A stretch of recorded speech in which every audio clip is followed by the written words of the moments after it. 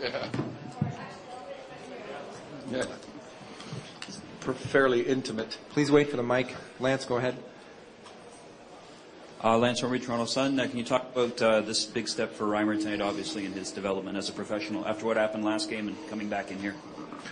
Yeah, again, the playoffs take different twists and turns, and as a young goaltender, he's been presented with a lot of pressure. And, he's remained fairly calm and level-headed. And you can see the growth of a hockey player, and specifically a goaltender that's, finding his way and learning some of the intricacies of playoff hockey, and the experience should be, real valuable to him, as it should be to all of our younger players. Kevin? Randy, obviously you wanted an energy start. You got an energy start. Were you a bit surprised that the Bruins were flat-footed, as it were?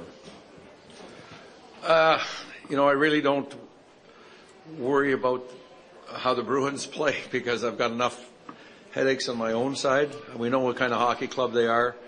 They're a great team. They work extremely hard. They're hard to play against. They force you to move the puck and win battles along the wall. And tonight we won our fair share of battles, and we needed, some other than ordinary performances from some individuals.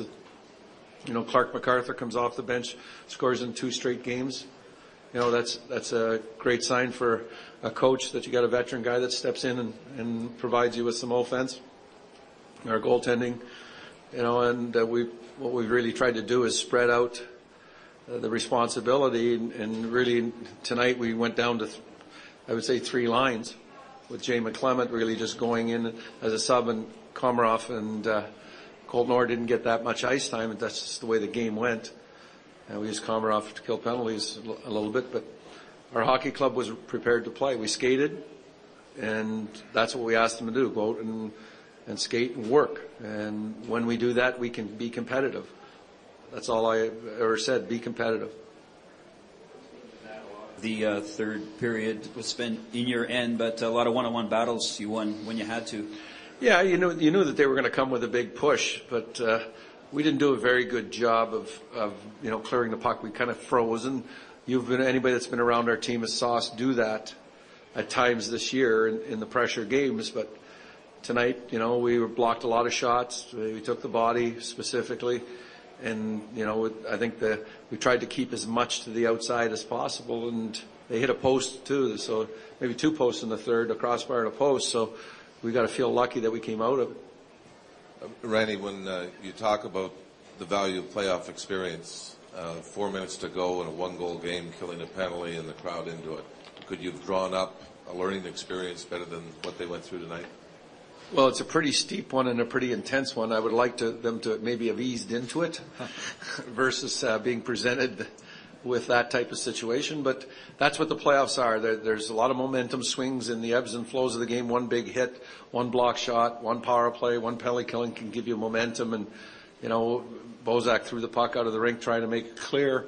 And, we were under siege for most of the period. So it's one of those desperation acts. And I personally hate the call, but they don't let me have a say in the rules. Going back to Toronto, it looks like having some gas is going to be a bit of a problem for the team, but do you think adrenaline is going to carry them through from this point forward if indeed they are tired? I think that we have to really make sure that our preparation is proper, and we've already spoke to them about that after the game, and make sure that we do the right things between now and face off on Sunday night.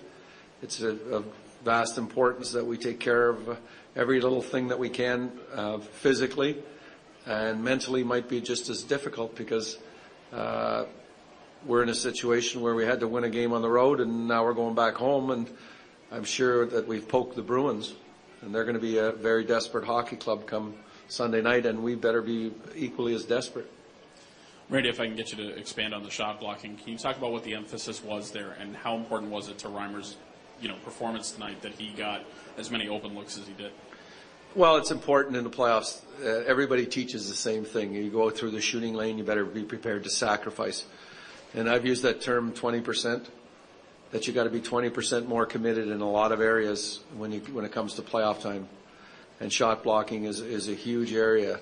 You know, body checks are another huge area, face-offs, but the blocking of the shots takes courage. And there's nobody in this building or in this room would like to put a pair of skates on and some equipment and go and stand in front of Char shooting the puck. Shoots at 100 plus miles an hour, and it's a lethal weapon, you know, and it takes courage to get in those shooting lanes, but you have to be able to have the people that are prepared to do it night in, night out, and that's what the playoffs are. That separates people. 2 more if there are any. Okay, great, thanks. Okay.